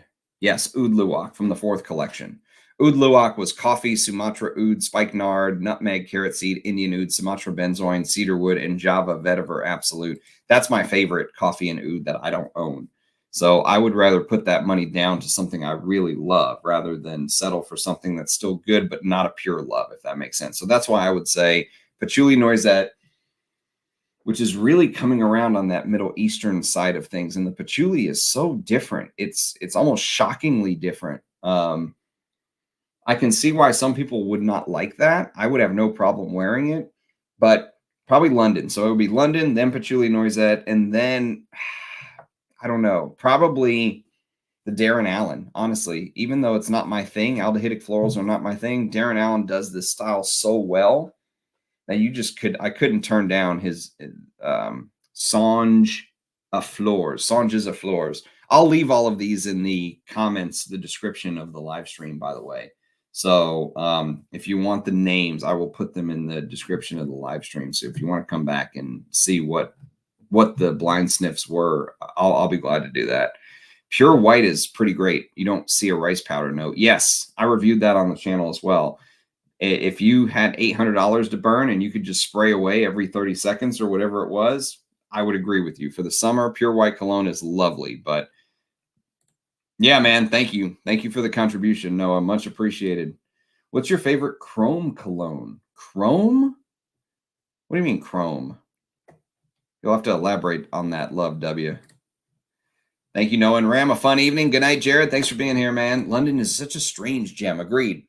I think that's the one I would take, though. I think that's the one I would take. Those discontinued Tom Ford and Creed game goes hard. They do. They do. Yeah.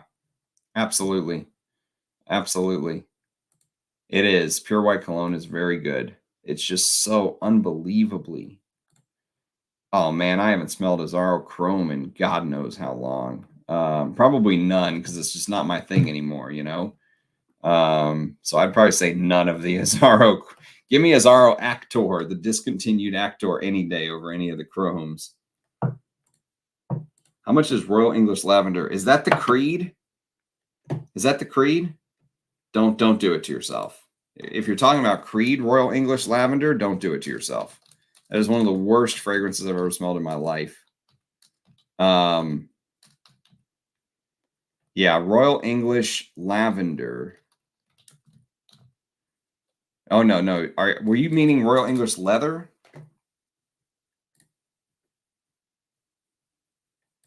Did you mean Royal English Leather? If you meant Royal English Leather, they're expensive because that is long gone. There's a Creed called Scottish Lavender that is one of the gray cap Creed, Royal Scottish Lavender, that I absolutely despise. That is, I'm going to review it and I'll bash the shit out of it. It's horrible. Absolutely horrendous. One of the worst fragrances I own. I don't even own it. I own a decant, but one of the worst. I wore it to work once. I almost literally went home. It was so bad I almost went home. So yeah, Royal English Leather is the one I would recommend. I reviewed it on the channel. You can check out my review if you would like. If you just search Creed Royal English Leather, you'll see my review somewhere. But if you look on eBay and you search Creed Royal English Leather, you bastard. Royal English Leather. There's one for 10 grand. Okay. You think I'm shitting you? I am not. That is $9,999. That guy is absolutely stoned. Like, I'm gonna do it. I'm gonna put all my fragrances on there for like 10 grand and just see if someone buys them. Like, what an asshole. Whoever this guy is, what a dick. Even if you're watching, good. But yeah, 10 grand, fuck off with that. So whoever has that up there for 10 grand is a complete asshole. But to be fair, it's the only one on YouTube or on eBay. But do not pay that. Don't pay that. Don't pay that. You're sick in the head if you pay 10 grand for Royal English Leather. I'll take 2. Good to see you, Mark. I'm surprised you don't have 2 in your scent armory already, man. Yes, thank you. Thank you, Mr. Goodman. Thank you for your Les Indemodables sample set. You will start seeing some Les Indemodables reviews on the channel. Definitely a brand worth diving into. If you're a hardcore frag head and you have not tried Les Indemodables fragrances, they're definitely worth the sniff. Lavender knows like love and hate. You know, it depends on the lavender, but Creed Royal Scottish Lavender is literally one of the worst fragrances. Called in sick. Yeah, man, this was fun. This was a lot of fun. Azzaro Chrome is legend, pun intended. Yeah, the Aberdeen Lavender, I think, is actually now discontinued too, if memory serves. But yeah, it's Creed has a scary history with some of their vintage vaulted fragrances. What would you recommend for daily summer? Oh my God, that's a large question, my friend. I mean, there's so many places to go with this, man. Daily summer. I mean, it depends if you want to be citrusy or, I mean, I would say just like go through my 1,000 videos and start watching some of the reviews that are on like citrusy type fragrances, and you'll kind of get a feel. There's a lot to choose from, a lot. What's going on, Kenzo? Ah, Black Violet. Good to see you, man. Lavender and Lavandin in Chrysos is pretty good. Yes, it is. Yeah, I like the way that Prakar Gupta uses lavender. What are your recs for Creed daily use? I mean, all Creeds are really made for daily use, to be honest with you. That's one of the things that Creed does well is they do fresh fragrances very well. So, you know, green, Irish tweed, Millesime Imperial, you know, Aralfa. Those are all summery. Those are great summery fragrances for the guy who asked about summer fragrances. So yeah, I mean, Creeds are made for daily use. Aventus, I mean, you could rock that anytime, anywhere. And I think that's one of the reasons why when people first get into niche, Creed is one of their first stops because it's so easy to digest at first. If you want a tougher challenge, go to the Amouages, especially these older ones, you know, Mitzman, Discontinued, stuff like that. So yes, older Creed, especially freshies, don't. Yes, it's very. You really are rolling the dice, especially if you know, pay big money on eBay for a discontinued Creed. You're rolling the dice. They are 1,500, 2,500 on eBay, depending on the level. Yes, spot on. What's up, big dog? What's up with you? Handsome. Liz was the good-looking one on our live stream, not me, but thank you. 80s and 90s Creeds was pinnacle, yes. Although, to be fair, I really did like Aventus, and I really did like Royal Oud. I wore the shit out of Royal Oud. I wore a 250 mil flacon of Royal Oud. It was like one of my go-to work scents. Nuit de Fa. Just start with Figment Man. Yes, just start with Figment Man. Yeah, you'll probably throw up the first time you smell it, but I love it. It was one of my first niche fragrances as well. I love Viking. Yes, Viking's really good. Royal Oud is good. Yes, the brand is done. I think they are, man. That Caring brand or whoever bought them, they are just pumping out the fragrances. You know, BlackRock went some time without releasing new stuff, but this Caring brand, ooh, my first ever niche purchase must be for a lot. Mitz is so good at, but I have a couple spritzes left in my decant. Wish I had a bottle. It's fantastic. F Aventus. I agree on one hand. On the other hand, I like Aventus. And I've got a 2014, 15, 16, and 17 bottle. Those are my years of Aventus that I still have. Actually, maybe I used all my 15s. Maybe I only have 16s, or maybe I used all my 14s. Maybe I only have 15, 16, and 17 left. But that's it. I mean, that'll last me a lifetime with all of this. So yeah, more people show up when we're done. What the hell? Never tried any Creed? Not one. I did like Imaginary Authors Memoirs of a Trespasser. Yeah. The new ownership is going PDM route. Yes, I think you're right. Creed will be releasing lots and will be utilizing influence. I'm calling. Yeah, I think you're right, man. I think you're 1,000% correct. And so I'll just stick with my old Creeds. You're just going to stick with your old Creeds. You won't be buying the new stuff. I won't be buying the new stuff. So yes, I don't want Aventus to be my first niche. Buy an Amouage. Buy Interlude Man. And just wear it. Don't allow yourself to think about it. Just wear it. Wear it for like weeks straight before you judge it. Interlude Man is fantastic. You want to see what niche is? Buy Interlude. Still have 350 mils of Beau de Jour private blend unopened. That Tom Ford jerk scared me into FOMO, then released it in the signature. That's it. Don't question it. Just wear it. You know, I used to wear Interlude in the Texas heat. Man, there's something about that gummy, like incensey. It's like being inside of an opium tent. All the smoke and spice and resins, and it is intoxicating.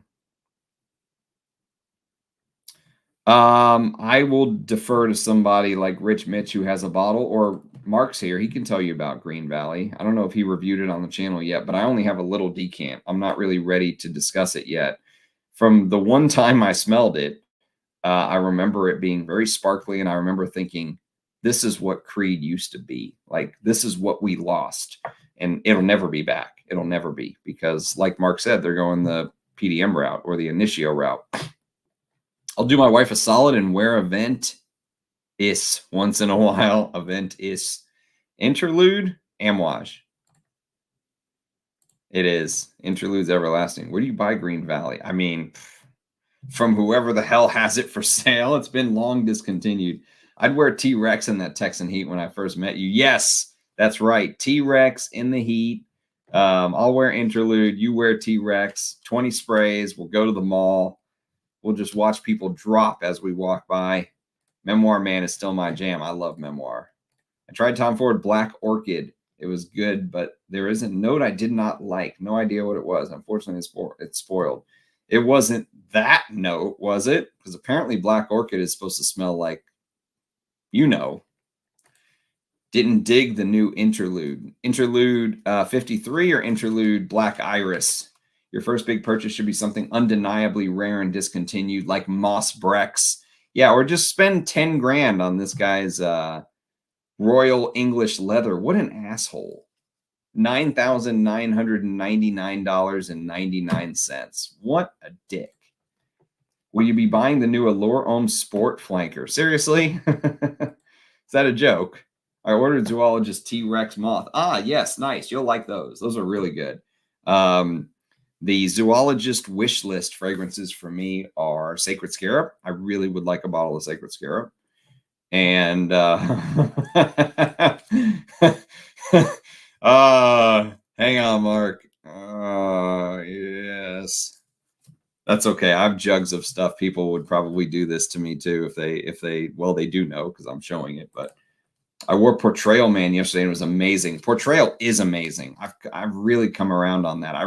Portrayal is one of the ones that made me go from, I was like, what in the hell is this? First of all, it's not an amouage. What are they doing to just pure love? I just love wearing Portrayal. Woman gives me a lot of compliments when I wear Black Orchid. Interesting. It might be the tuberose note, potentially. Do you guys not know what Black Orchid is supposed to smell like? I mean, I'm not going to say it on here, but come on. You have to know. Just got a 100 ml bottle with mist, 40% left for $150. That's a deal. Well done, Marius. Well done. Tom Ford de Noir. Yeah, I liked it. I like the Patchouli Rose thing. It was good. I have a sample somewhere up here.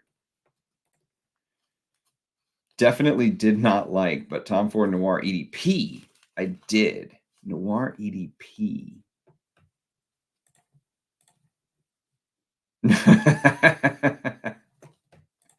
I just ordered all the Louis Vuitton samples. I don't know, but I'm expecting Cavalier designer stuff for big prices. Yeah. You know, if you've smelled any of the Bulgari, like, what's it called? Is it Falcar? You know, if you smelled some of those, you'll be in the ballpark. Yeah, they're okay. But, I mean, if you want my recommendation of where you should go next, Mark, you should go more into Bortnikov, more into Arise La Dorée, more into Ensars. I think that's where your next step of your journey. You're going to bang your head against the wall reviewing shit like Imagination, you know. I mean, you're just going to, I mean, you know, and you were doing those stupid, like, Royal, what's the one with the crown you were reviewing lately? That you're going to hate yourself reviewing all that stuff, man. You need to go Bortnikov, Ensar, Arise. Or see if you can find a bottle of Sherwood. Crotch. Yes, we know what it's supposed to smell like. Well, maybe that's why you hate it. Interlude 53. In some ways, I prefer Interlude Black Iris over the original. I find it darker and smokier. You find Black Iris darker and smokier? I've never heard that. I found it softer and lighter. It smells like death, a.k.a. rotting meat. Maybe it smells like fish. Would you ever give a Clone House original? No. Fuck a Clone House. Ombre Nomad is awesome. Like it more than Roja's Amber Oud. I like Ombre Nomad. Yeah, Ombre Nomad and Nuit de Fa are my two favorites. I'm lost, Ram. Show me the way. I have the lantern. Just follow me into the light, man. Follow me into the light. I hate compliments. I mean, honestly, I don't know. A lot of women like Aventus. I got a lot of compliments while I wear Aventus. But honestly, I get compliments on wearing shit you wouldn't expect women to like. You know, I wore Actor to work and got a positive compliment on it, and it's from 1989. I think it's all how you wear stuff. And plus, I think women like a man to stand out a little bit. So you're not going to get a compliment wearing Sauvage in 2024. You're just not. You have to do something different. The other thing is, you know, wearing a quote unquote feminine targeted fragrances, you will get compliments from women. Like I've gotten compliments wearing Mitsuko or something like that, or let's just say attention. You will get maybe like a positive comment, maybe not even a compliment, but maybe like positive comment. Like, what are you wearing? Are you know, what is that you're wearing today? Or don't be afraid to wear stuff that's not targeted towards men and think, you know, women won't pay attention to you. That's my advice. I read an article once that said women like smelling women fragrances on men more than men fragrances on men. So, but I don't give a shit about compliments, to be honest with you. People should just move on from Creed. Investors passing it around like a used blunt. Yes, they are. You're 110% right, man. And the fact that Olivier Creed is a billionaire just chaps my ass, or something about that just seems wrong, you know?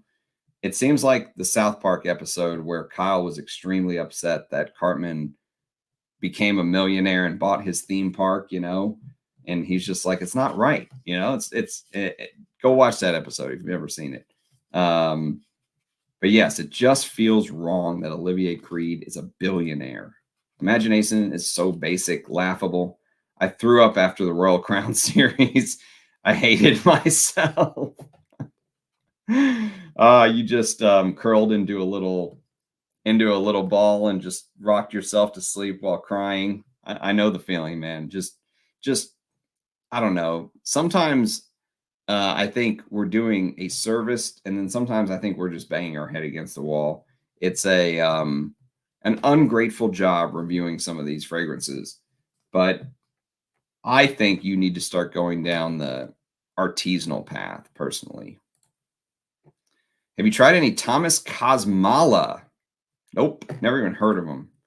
YSL M7 was pretty good. Yes, I like M7. F a clone house. Yeah, I'm not doing clones on this channel. I'm not. Just not doing it. And people keep asking. I don't know why people keep asking me. Like, could you imagine if I reviewed a fucking like Dua fragrance on the? It's not my thing at all. Rogue Absolute de Mousse. Someone sent me a sample. I think Angie sent me a sample of that. $250 for 90 mils left worth it. 2013 bottle. M7 Oud Absolute is good too. It is. Yeah, that's a good reform. What's happening, Tripler? Imagine that you got compliments on different scents because women all have different noses. What a concept. There you go. What a concept. Why can't I see Robes08 in chat? Maybe I blocked him. He offended you once upon a time, Dunk? Just wear Koros to the gym. Exactly. They'll know you're a man then. I got compliments from, but also Royal Tobacco. Yeah. Women don't know shit. Yeah, just wear what you like. I really like Don's Le Pot from Louis Vuitton, but apparently it's discontinued. Really? Louis Vuitton discontinuing fragrances? I mean, I understand why clones exist. I'm just not going to review them on the channel, you know? It's not my thing. There's way too many actual fragrances, especially since I like going down the vintage rabbit hole. I'd rather review an obscure vintage fragrance from the past that's never been reviewed on YouTube. Like one of these I mentioned today. I don't think anyone's ever reviewed An Evening in Paris, ever. And this is by Ernst Beau, one of the greatest perfumers of all time. And I don't think there's a single review on YouTube of this. I would rather spend my time doing that rather than reviewing some fucking Dua fragrance, you know? I had one woman not like Furio last night. Good. Good.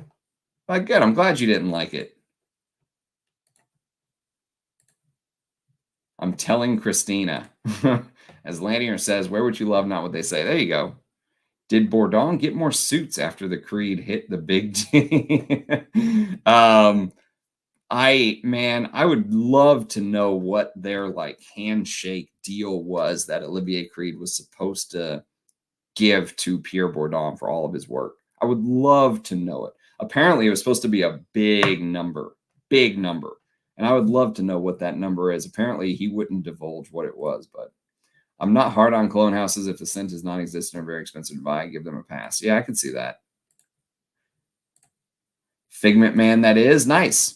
Great day from Soul. Thanks for being here, Edward. We're just kicking the shit after a blind sniff. Giorgio Beverly Hills from Men and Bois Mysterio. Somebody's got to be the guinea pig.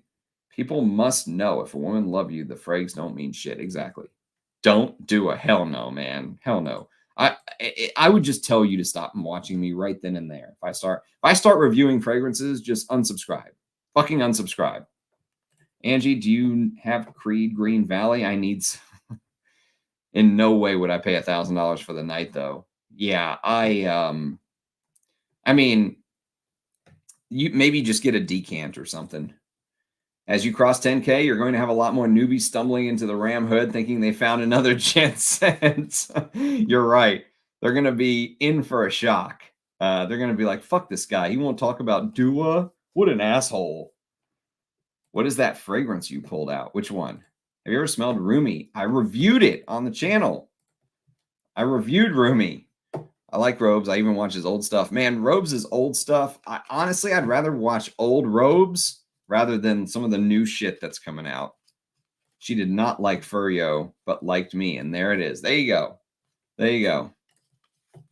You know, once in a while, you need armor when you have that important interview for that job. You've been working for your whole life. You don't need a compliment. You need something else. Exactly.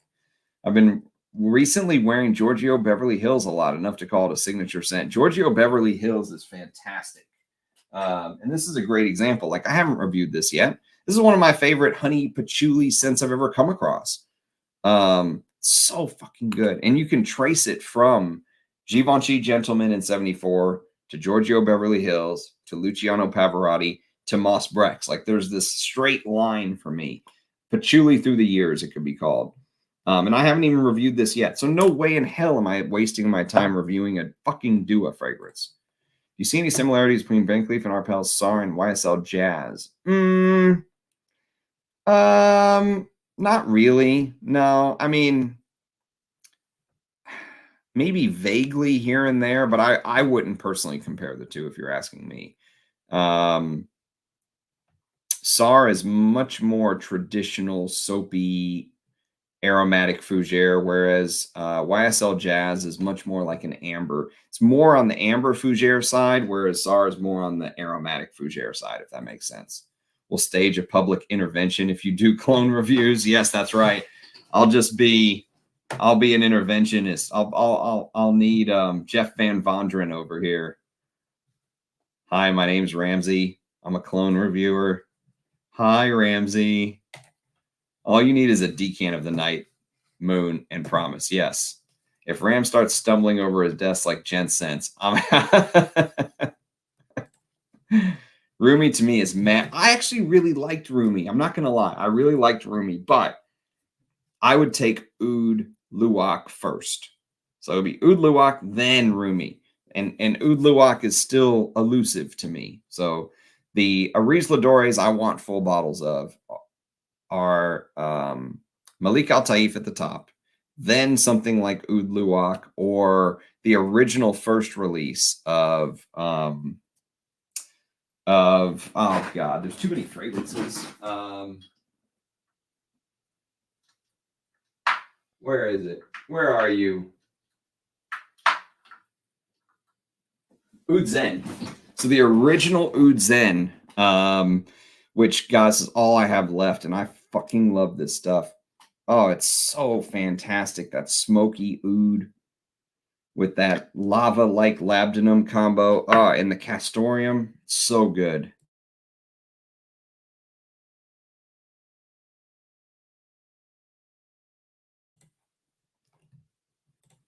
Robes is the goat. Goat and the ram. Eternal Frags. Giorgio Beverly Hills versus Givenchy Gentleman. Yeah, head-to-head. Timeless Sense could be a good video. Montana is great, too, for that category. Parfum Dome, yes. I would love SAR if it didn't have that neroli. Somehow it sticks out. Really? The soapiness sticks out to me. Rayon Tradition, Insurrection, Wild. That's fair. I will give you that. That I actually agree with. I don't know if I would review Rayon Tradition, Insurrection, Wild 2, but I will agree with that statement. I would love to see the day the Ram reviews Thomas Cosmala trash. Gonna have to give them the Jaseda treatment. Is it that bad? I'm not even familiar with the brand, but I hated Jaseda. Jaseda, I'm looking at that bottle right now, and it is probably the worst fragrance I've ever smelled in my life. What Creed flacons? I've got Royal Oud, Viking, Venezia, and Bois du Portugal. Would you say there are fragrances that give you respect more than compliments? What fragrances would you say? I mean, I mentioned Bois du Portugal, Antaeus, Bellamy. Those are respect fragrances. Someone selling a parcel of Oud Zen for $1,500. Fuck off. Fuck that. I mean, just out of principle, I won't pay that. As bad as I want it, I won't pay it. You know, I won't. I'll just wear what I have and enjoy what I have and call it a day, you know. I'll just wear my EO #1, my little decants here, which got so fucking good. Someone was like, I forgot what they said. They were like, I'll give you like $50 a mil or something. And I was like, no, it's not worth it to me. The money's not worth, there's no, you know, unless you're going to give me like 10 grand for this, there's no way I would sell this. 50 lashings for that $1,500 parcel. Paco Rabanne pour Homme. Yes, exactly. That's my old man's signature scent. Heritage. Yes, spot on. Thomas Cosmala are all safe. Not our style, but worth trying if you happen by a Dillard's. When's the last time anyone's happened by a Dillard's? EO #1 is a fucking masterpiece. Yes, I would just wear my EO #1. I love it. That could be a signature scent for me. So, all right, well, we're at the 2-hour mark. I got to work tomorrow, so I am going to bounce. I appreciate you guys watching, commenting, liking. Lick the stream before you go, you degenerates. I have not tried it yet. Someone sent me a decant, but I threw it with the 1,000,001 other decants, so I'll have to get to that someday. But I will get to it, I promise. So thank you for sending it. But no, I have not had a chance to smell it yet. So yes, thanks for watching. Thanks for the blind sniffs, Noah. I'll put the names in the description when we're done. So you guys have a good night. Cheers. Catch you next time. Bye, guys.